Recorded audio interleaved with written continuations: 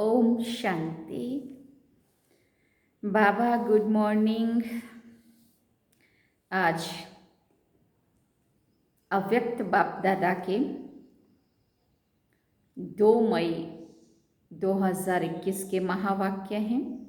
Revise course 23 दिसंबर 1987 87 में बाबा ने ये मुरली चलाई थी और बाबा ने सार में कहा मनन शक्ति और मगन स्थिति।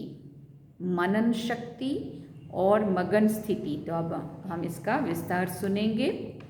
आज डबल ताजधारी डबल राज्य अधिकारी बनाने वाले बाप विशेष अपने डबल विदेशी बच्चों से मिलन मनाने आए हैं। बाप दादा देख रहे हैं कि चारों ओर के डबल विदेशी स्नेही सहयोगी सदा सेवा के उमंग उत्साह से स्नेह और सेवा दोनों में आगे बढ़ते जा रहे हैं। हर एक के मन में यह उत्साह है कि हमें बाप दादा की प्रत्यक्षता का झंडा लहराना है। हर दिन उत्साह के कारण संगम युग को उत्सव परमान अनुभव करते उड़ते जा रहे हैं, क्योंकि जहाँ हर समय उत्साह है, चाहे बाप दादा से याद द्वारा मिलन मनाने का, चाहे सेवा द्वारा प्रत्यक्ष फल प्राप्त होने के अनुभव के उत्साह में, दोनों उत्साह हर घड़ी हर दिन उत्सव का अनुभव कराते हैं। दुनिया के लोग विशेष उत्सव के दिन उत्साह का अनुभव करते हैं, लेकिन ब्राह्मण आत्माओं के लिए संगम युग ही उत्साह का युग है। हर दिन नया उत्साह उमंग उल्लास स्वतः ही अनुभव रहता है, अनुभव होता रहता है। इसलिए संगम युग के हर दिन खुशी की खुराक खाते, बाप द्वारा अनेक प्राप्तियों के गुण गाते, डबल लाइट बन सदा उमंग उत्साह में नाचते रहते हैं। फिर बाबा ने पूछा, उत्सव में क्या करते हैं? जब हम कोई भी उत्साह त्योहार मनाते हैं तो क्या करते हैं? खाते हैं, गाते हैं और नाचते हैं। तो अभी विदेश में विशेष क्रिसमस मनाने की तैयारियां कर रहे हैं। खाना, गाना, बजाना और नाचना यही करेंगे ना, और मिलन मनाएंगे। आप हर दिन क्या करते हो? अमृत वेले से लेकर रात तक यही काम करते हो ना? खाना, गाना, नाचना, बजाना। सेवा भी करते हो। सेवा अर्थात डांस करते हो, ज्ञान की डांस करते हो। बाप दादा के गुणों के गीत आत्माओं को सुनाते हो। बाबा का गुणगान करते हैं मना, गीत गाते हो। तो रोज उत्सव मनाते हो ना? कोई दिन ऐसा नहीं जो सच्चे ब्राह्मण का कार्य ना करते हो। संगम युग का हर दिन उत्साह भरे उत्सव का दिन है। वो तो 1-2 दिन मनाते हैं, लेकिन बाप दादा सभी ब्राह्मण बच्चों को ऐसे श्रेष्ठ बनाते हैं, जो ऐसी गोल्डन गिफ्ट देते हैं जो सदा के लिए संपन्न, सदा भरपूर बन जाते हो। वो लोग क्रिसमस के दिन का इंतज़ार करते हैं कि क्रिसमस फादर आकर आज गिफ्ट देंगे, सांता क्लॉज आएंगे और वो गिफ्ट देंगे। वो क्रिसमस फादर को याद करते और आप किसमिस जैसा मीठा बनाने वाले बाप को याद करते। किसमिस पता है गुजराती में द्राक्ष बोलते हैं ना, सूखी द्राक्ष जो, हाँ, पंजाबी में सौगी बोलते हैं किसमिस। तो बाबा कहते इतनी गिफ्ट मिलती है, किसमिस जैसा मीठा बाप को याद करते। तो इतनी गिफ्ट मिलती है जो 21 जन्म ये गिफ्ट चलती रहती है। बाबा के द्वारा जो प्राप्तियां होती है, वो विनाशी गिफ्ट थोड़ा समय चलकर समाप्त हो जाएगी। ये अविनाशी गिफ्ट अनेक जन्म आपके साथ रहेगी। जैसे वो लोग क्रिसमस ट्री को सजाते हैं ना, बाप दादा इस बेहद की वर्ल्ड ट्री में आप चमकते हुए सितारों को, संगम युगी श्रेष्ठ धरती के सितारों को अविनाशी लाइट माइट स्वरूप में स्थित होने का अनुभव कराते हैं। हाँ, बाबा हम आत्माओं का श्रृंगार करते हैं ना, वो लोग भी स्टार को मानते हैं, स्टार सजाते हैं। आप स्टार्स का यादगार स्थूल चमकती हुई लाइट्स के रूप में दिखाते हो, या लाइट से सजाते या फूलों से सजाते हो। बाबा ने पूछा ये किसका यादगार है? रूहानी खुशबूदार फूल ब्राह्मण आत्माओं का। ये सब उत्सव आप संगम युगी ब्राह्मणों के उत्साह भरे उत्सवों का यादगार है। संगम युग पर कल्प वृक्ष के चमकते हुए सितारे रूहानी गुलाब आप ब्राह्मण आत्माएं हो, अपना ही यादगार स्वयं देख रहे हो। अविनाशी बाप द्वारा अविनाशी रत्न बनते हो, इसलिए अंतिम जन्म तक अपना यादगार देख रहे हो। डबल रूप का यादगार देख रहे हो ना। संगम युग के रूप का यादगार भिन्न भिन्न रूप से रीति से दिखाते हैं, और दूसरा भविष्य देव पद यादगार भी देख रहे हैं। ना सिर्फ अपने रूप का यादगार देखते हो, लेकिन आप श्रेष्ठ आत्माओं के श्रेष्ठ कर्मों का भी यादगार है। बाप और बच्चों के चरित्र का भी यादगार है, तो अपना यादगार देखकर सहज याद आ जाता है ना कि हर कल्प ऐसी विशेष आत्माएं, कि हम हर कल्प ऐसी विशेष आत्माएं बनते हैं। बाबा कहते याद आता है ना, बने थे, बने हैं और आगे भी बनते रहेंगे। बाप दादा ऐसे सदा याद में रहने वाले, जिन्हों का यादगार अभी है, ऐसे बच्चों को देखकर हर्षित हो रहे हैं।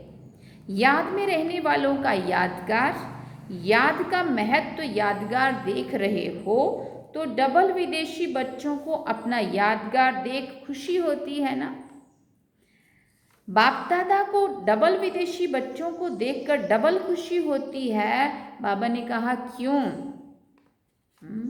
एक तो कोने कोने में कल्प पहले वाले बिछुड़े हुए खोए हुए बच्चे फिर से मिल गए। खोई हुई चीज अगर मिल जाती है तो खुशी होती है ना। बाप तो सभी बच्चों को देखकर खुश होते, चाहे भारतवासी हो चाहे विदेशी हो। हाँ, भारतवासियों को ये ना लगे ना कि बाबा तो विदेशियों को ही प्यार कर रहा है, उनकी बातें कर रहा है। इसलिए बाबा कहते बाबा को तो सभी बच्चे प्यारे हैं, क्योंकि सारे ही बाबा के हैं ना, विदेशी भी, चाहे भारतवासी हो या विदेशी हो। दूसरी बात डबल विदेशी बच्चों की है, जो भिन्न धर्म भिन्न रीति रस्म के पर्दे के अंदर छिपे हुए होते भी इस पर्दे को सहज समाप्त कर बाप के बन गए। ये पर्दा हटाने की विशेषता है। पर्दे के अंदर से भी बाप को जानने की विशेषता डबल विदेशियों की है। तो डबल खुशी हो गई ना। डबल विदेशी बच्चों का निश्चय और नशा अपना अलौकिक है। बाप दादा आज चारों ओर के डबल विदेशी बच्चों को विशेष सदा उत्साह में रहने वाले, हर दिन उत्सव मनाने वाले, हर दिन वरदाता बाप द्वारा विशेष वरदान व विशेष आशीर्वाद लेने की डायमंड गिफ्ट बड़े दिल से बड़े दिन के लिए दे रहे हैं। सदा उत्सव भरी जीवन, सदा सहज उड़ती कला के अनुभवी, श्रेष्ठ जीवन भव। ये बाबा का वरदान मिला। अच्छा, आज बाप दादा वतन में 3 प्रकार के बच्चों को देख रहे थे। बाबा ने वतन में 3 प्रकार के बच्चे देखे। कौन से 3 प्रकार के? कौन से देखे उसके बाबा वर्णन कर रहे हैं। पहला वर्णन करने वाले, दूसरा मनन करने वाले, और तीसरे अनुभव में मगन रहने वाले। एक तो है ना सुना, समझ लिया और सुन लिया, समझ में भी आ गया, अच्छा भी लगा, लेकिन उसको सिर्फ वर्णन करने वाले।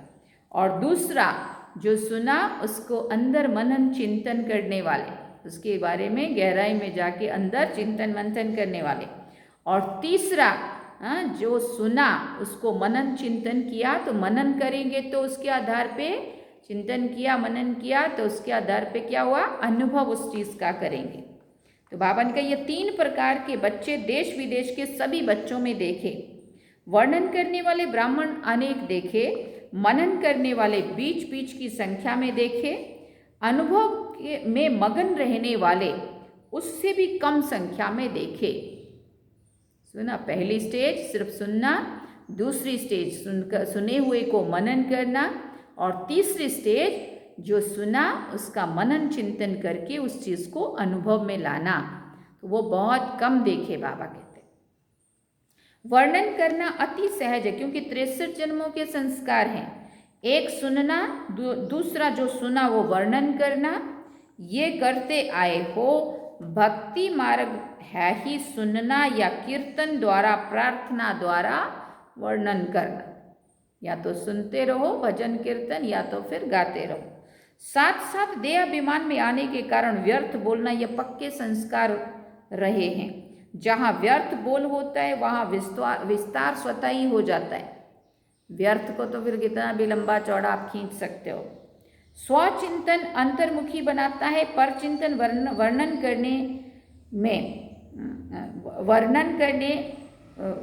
करने के विस्तार में लाता है।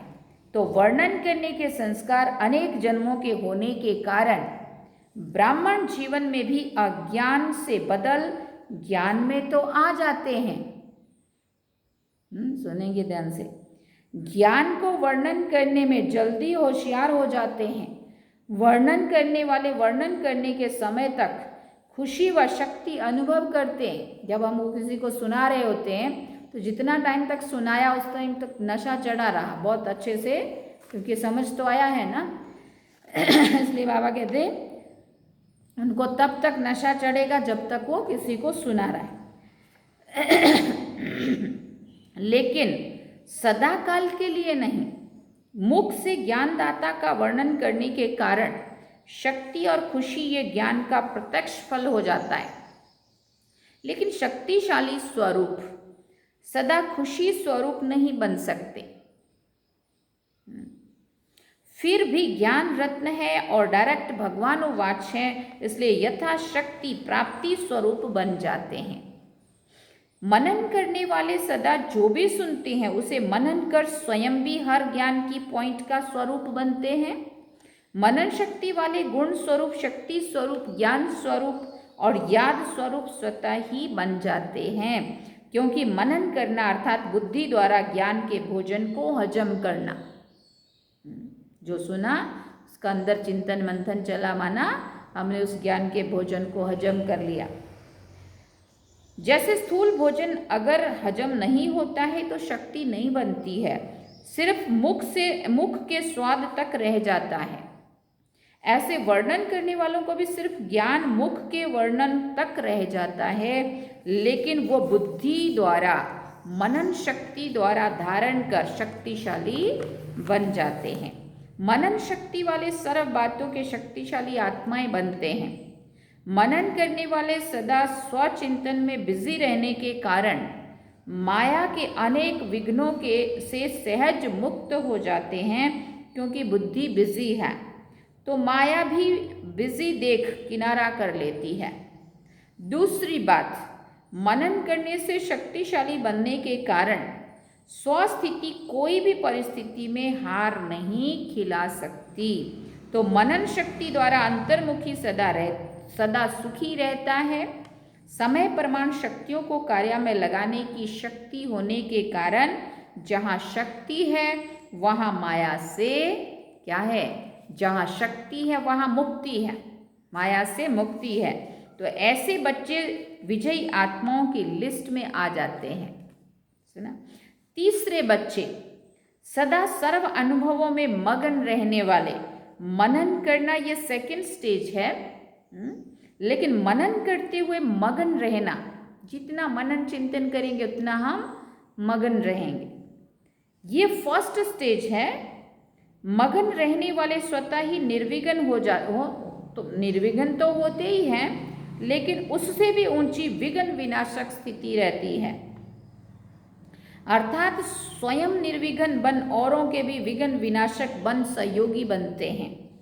अनुभव सबसे बड़े से बड़ी अथॉरिटी है। अनुभव की अथॉरिटी से बाप समान मास्टर ऑलमाइटी अथॉरिटी की स्थिति का अनुभव करते हैं। मगन अवस्था वाले अपने अनुभव के आधार से औरों को निर्विघ्न बनाने के एग्जाम्पल बनते हैं, क्योंकि कमज़ोर आत्माएं उन्हों के अनुभव को देखकर स्वयं भी हिम्मत रखती है, उत्साह में आती है, हम भी ऐसे बन सकते हैं। मगन रहने वाली आत्माएं बाप समान होने के कारण स्वतः ही बेहद के वैराग्य वृत्ति वाली, बेहद के सेवाधारी और बेहद के प्राप्ति के नशे में रहने वाले सहज बन जाते हैं। मगन रहने वाली आत्माएं सदा कर्मातीत अर्थात कर्म बंधन से न्यारी और सदा बाप की प्यारी हैं। मगन आत्मा सदा तृप्त आत्मा, संतुष्ट आत्मा, संपन्न आत्मा, संपूर्णता के अति समीप आत्मा है। सदा अनुभव की अथॉरिटी के कारण सहज योगी, स्वतः योगी ऐसी श्रेष्ठ जीवन, न्यारी और प्यारी जीवन का अनुभव करते हैं।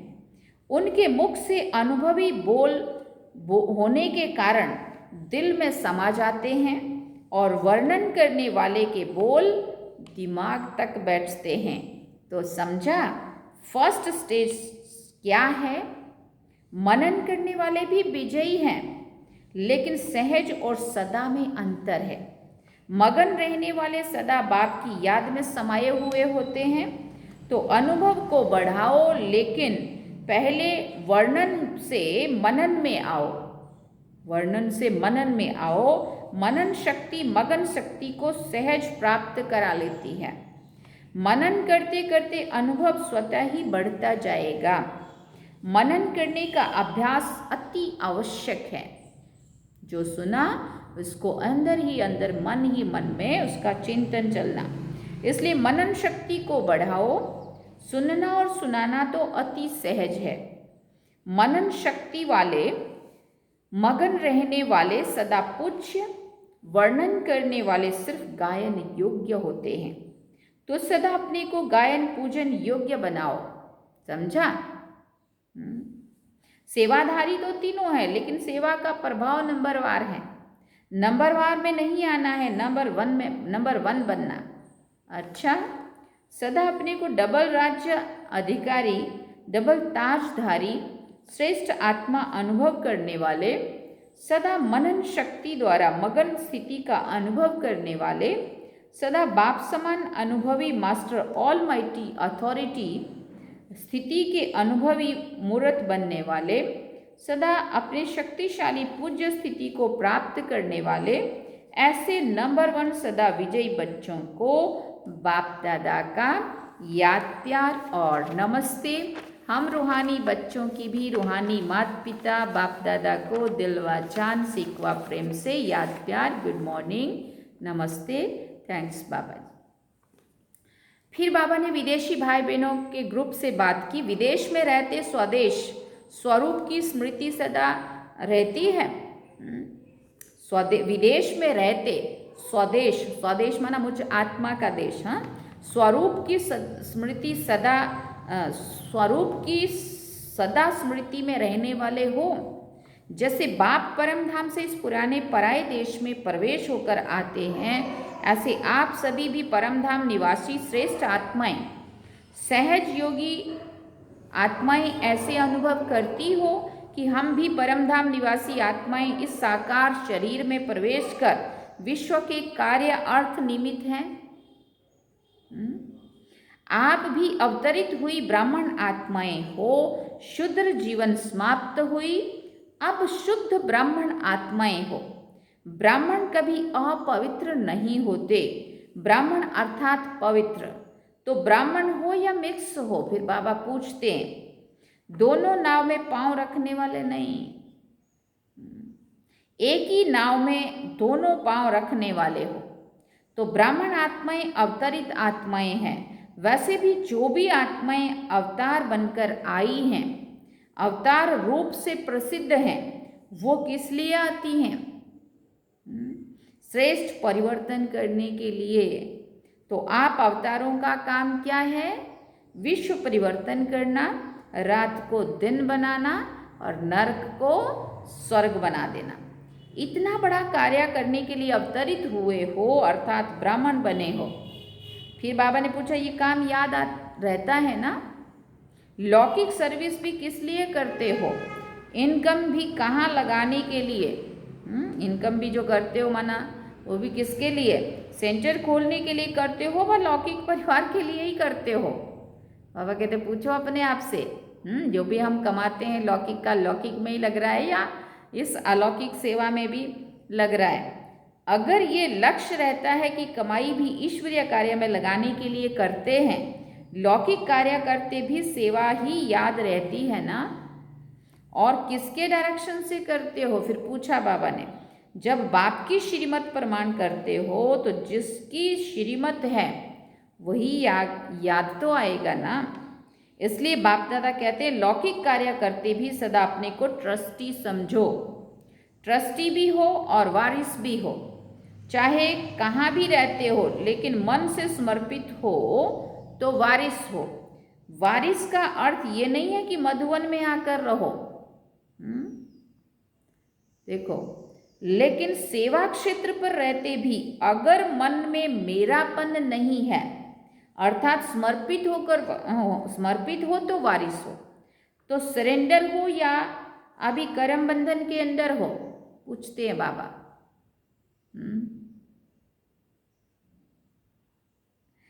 जब मन से समर्पित हो गए तो समर्पित आत्मा को बंधन नहीं लगेगा, क्योंकि सरेंडर हो गए ना, हो गए माना सभी बंधनों को भी सरेंडर कर दिया। अगर मन को कोई भी बंधन खींचता है तो समझो बंधन है, बाकी आता है और चला जाता है तो बंधन नहीं है। तो हम अवतार हैं, ऊपर से आए हैं, सदा ये स्मृति में रखो। अवतार आत्माएं कभी शरीर के हिसाब किताब के बंधन में नहीं आएंगी, विदेही बन कर के कार्य करेंगी, शरीर का आधार लेते हैं, लेकिन शरीर के बंधन में नहीं बंधते हैं। तो ऐसे बने हो ना? बाबा पूछ रहे हैं। तो बाबा कहते हैं सदा अपने को शरीर के बंधन से न्यारे बनाने के लिए अवतार समझो। इस विधि से चलते रहो तो सदा बंधन मुक्त, न्यारे और सदा बाप के प्यारे बन जाएंगे। अच्छा, ओम शांति। ये थे आज के महावाक्य। अभी हम बाबा का वरदान सुनते हैं। अपनी विजय व सफलता को निश्चित समझकर सदा निश्चिंत रहने वाले निश्चय बुद्धि भव। अपनी विजय व सफलता को निश्चित समझकर सदा निश्चिंत रहने वाले निश्चय बुद्धि भव। जो बच्चे सदा बाप में, स्वयं के पार्ट में और ड्रामा की हर सेकंड की एक्ट में 100% निश्चय बुद्धि हैं, उनकी विजय व सफलता निश्चित है। निश्चित विजय होने के कारण वह सदा निश्चिंत रहते हैं। उनके चेहरे से चिंता की कोई भी रेखा दिखाई नहीं देगी। उन्हें सदा निश्चय है कि ये कार्य व ये संकल्प सिद्ध हुआ ही पड़ा है। उन्हें कभी किसी बात में क्वेश्चन नहीं उठ सकता।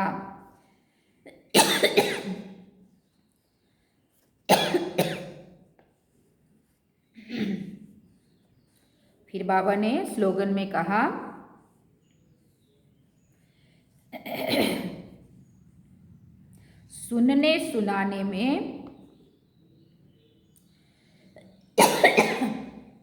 सुनने सुनाने में भावना और भाव को बदल देना ही वायुमंडल खराब करना है। कोई भी बात को जब हम सुनते हैं और उसको जब सुनाते हैं तो हम लोगों में किस भाव से, भावना से उसको सुनाते हैं, तो उसमें भावना और भाव को बदल देना ही वायुमंडल खराब करना है। अच्छा, ओम शांति। ये थे आज के अव्यक्त बाप दादा के महावाक्य। सार में हम सब ने सुना मनन शक्ति और मगन स्थिति, इसका पूरा विस्तार। 3 बातें जो बाबा ने पक्की कराई ना, कौन सी? सुनना, और उसके बाद मनन करना, और तीसरा उसके आधार पे अनुभव करना। 3 प्रकार के बच्चे बाबा ने वतन में देखे। ठीक है, तो अभी हम बाबा को याद करते हैं। पूरा दिन इसके बारे में सोचना।